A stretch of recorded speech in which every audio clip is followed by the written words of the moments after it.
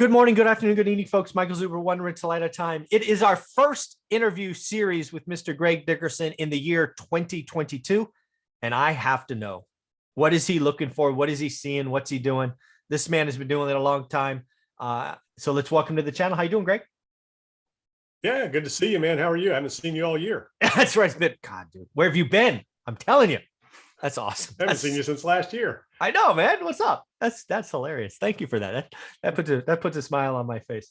Hey, I'm curious. We're in 2022. It's the first trading day of the year. It's January 3rd.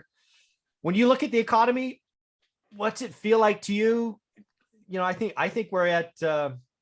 I won't tell you where I'm at just yet. I'll ask you first. What's going on in the economy, kind of from where you're sitting in the catbird seat? Yes, we have some interesting times coming up.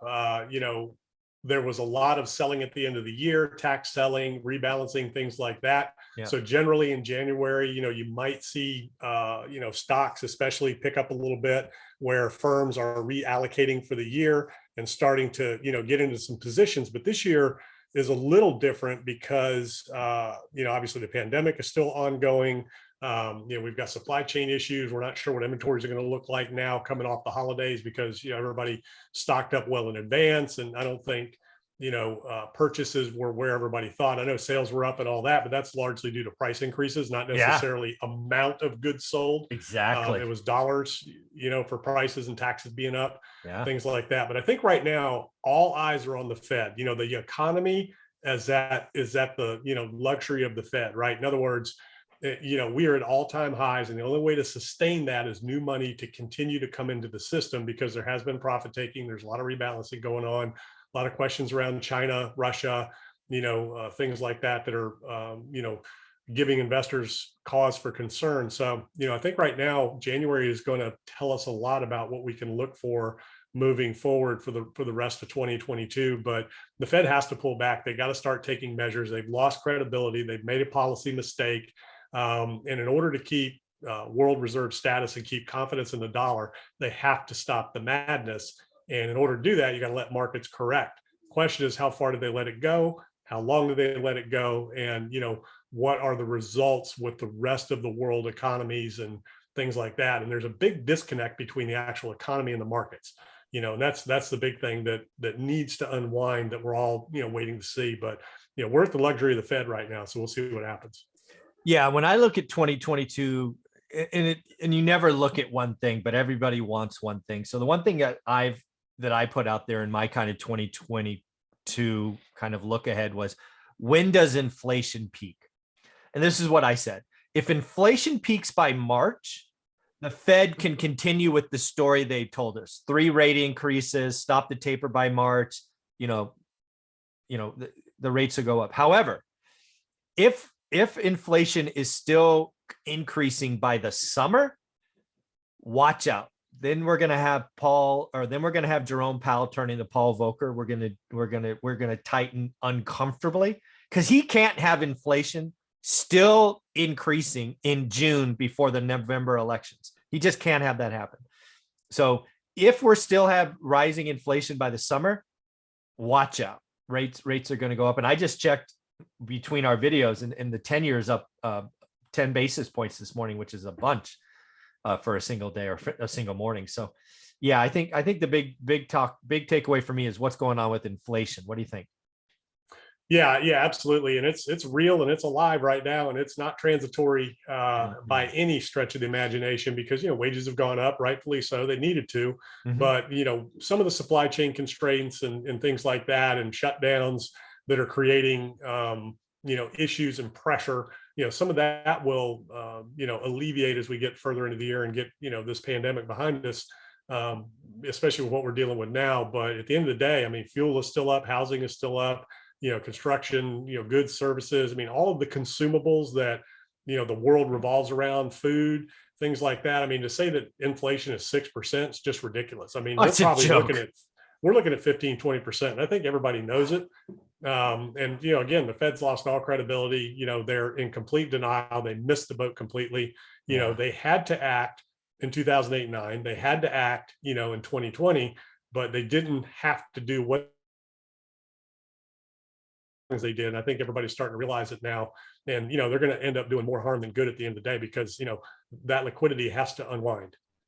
Yeah, that's the big unknown, right? I think it was, I forget who said it. There was an analyst. It's one of my subscribers sent me videos to look at, and I watch as many as I can. But basically talking about, hey, you can delay the pain, you can kick the can down the road, but when the pain comes back, it comes back with interest. And I thought that was an interesting way to look at it, right? So you delayed pain, right?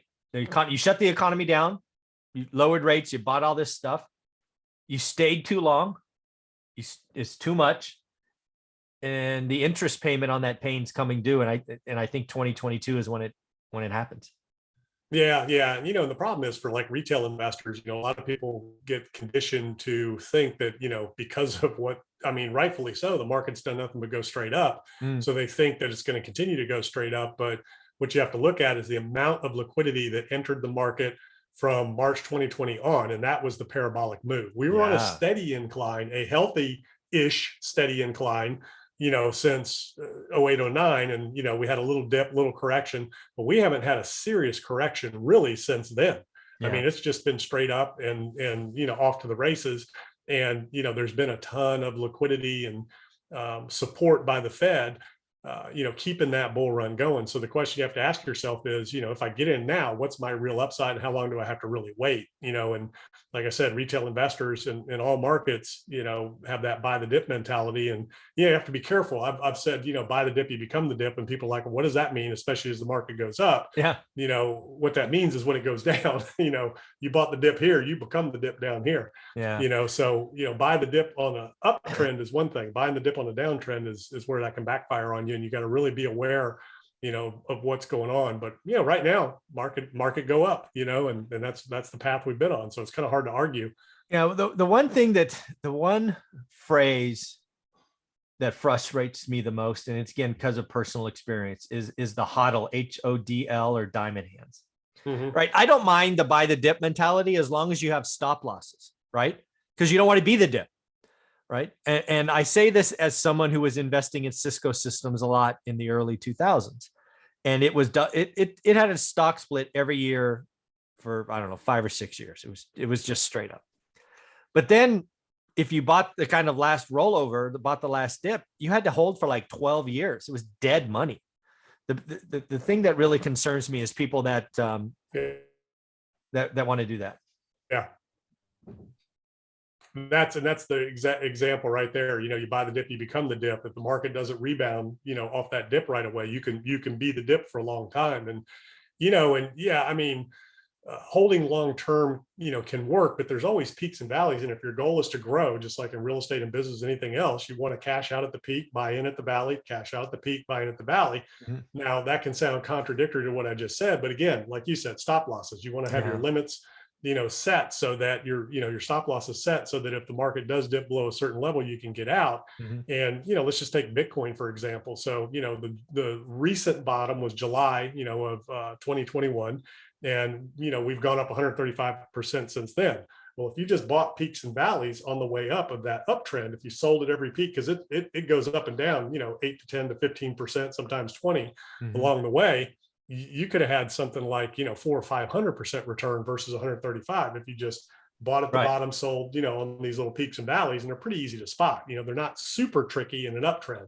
A little bit more difficult when we're in a downtrend right now, where that bottom and top's going to be. But the falling knife, the dead cat bounce, all of that stuff. You can get caught, but along the way, and see, that's the mentality a lot of people have, is just buy and never sell. But you want to, if you want to hold Bitcoin or stock or whatever, your goal should be to accumulate more. And the best way to do it is to sell at the peak, buy lower, you get more, sell high, and just keep growing that, that asset base. And, the arrogance of diamond hands, or foolishness. Actually, it's not arrogance, it's foolishness, right? When this rolls over, and we all know it happens, corrections happen, it's part of the business cycle.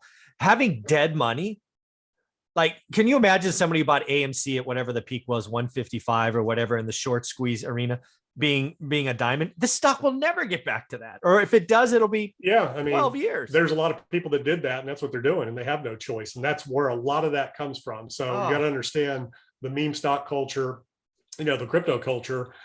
crypto, especially, it takes new investor capital. It takes new investment to keep the price going up and to support it. So you have to go recruit other people and convince other people to buy, but not only buy, but to hold on, because price only goes down if you're selling, right? Price doesn't go up as you're selling necessarily. So the whole mentality of that is, nobody sell, that way we all go up together. But at someday you got to liquidate. Yeah. Right. And what a lot of people forget or don't care about this game in stocks, crypto, anything like that, is that when you're making money, you're taking it from somebody else. Somebody's winning and somebody's losing on each side of those trades, as it goes up. So it's only so sustainable to a point each way. But the meme stock thing is nuts, man. I saw people, in GameStop, AMC. I mean, GameStop was worse. Didn't that get up to like $300-400 or something? It's crazy. Yeah. And they have no new strategy. Who bought that? You know what I mean? Who's buying that? It's kind of like when Bitcoin hit, 69,000, everybody was talking about 100,000. Everybody's talking about 100,000 by the end of the year. At 69.70, there really wasn't a whole lot of appetite. And I'm like, who's buying there? Because there's so much downside. So funny. You're right. Because more people were talking about Bitcoin, buying Bitcoin at 69 than 29, because it rolled over, right? I think it went all the way down to 29, maybe it was 31. Yeah. It halved, and less people were talking about buying it at 30 than 70. It's just crazy. So we've seen a floor, arguably that's probably, barring, an event like we saw in March 2020, that's probably a local floor that we're not going to break necessarily unless something significant happens, big sell-off in the markets, things like that. As long as we keep floating along and the Fed keeps participating, that probably won't go much lower than that. But it doesn't look like we're going to go above 69, anytime soon either. So it seems like, that 30 to 70 seems to be our range. Yeah. So when we look at 2022 as an economy, do you think a recession is possible? Yeah. So that's just a dip in GDP, for what, 10%, dip in GDP for, it's actually just, it's negative. It's just negative growth in GDP. So the raw number, 2 quarters in a row. It could be negative 1%, for example. Okay, just negative growth. Okay.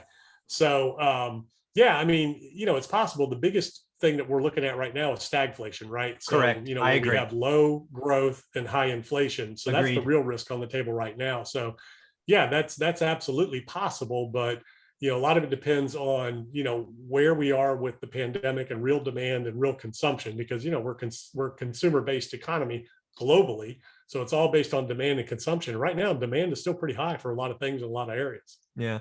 So how about this question? Do you think we have at least one 15 to 20% correction in the stock market? And we'll call the stock market the S&P 500. Do you think we could see a dip down 20%? I think 30. I think you're going to see 25 to 30. All right. Yeah. 25 to 30. Sometime this year. Yeah, I think so. And I think the Fed is going to step in and not let it get much lower than that. That's kind of their threshold. Going on. Yeah. Yeah. I think they'll stand by up to 30%. I think you start getting, and depends on how quick, if it's an instant thing, they're going to jump in, but if it's over a few months, they'll let it go. Yeah. And I think that's what they're trying to do. So what I'm saying is, behind the scenes of the Fed, they're saying, look, this is our number, 25, 30% over a few months. We're okay. Let it go. Right. That's where we need to be. We need to get back to the trend line, right? We've been here too long. Trend line, that's where we should be. We should be 25, 30% below where we were, because we were kind of on that slow upward trend. Yeah. And then we had March, and then $1 trillion came in. Yeah, it was crazy. Yeah, this is gonna be a fun year to watch. I think this is the year that we get back to normal. I do think we got to revert to the mean. I think there's been a lot of asset inflation and just real inflation. I think this year's just got to adjust. I think it needs to happen. So, Greg, where can people find you? Yeah, gregdickerson.com. All my info's there. YouTube channel, podcast. Go check it out. Yeah, do yourself a favor. Subscribe to his YouTube channel. He covers lots of things that I do not: entrepreneurship, Bitcoin, cryptocurrencies, things of that nature. I have no experience, so I tune in and watch his stuff. Thanks, Greg. Yep. We'll talk to you soon. You got it.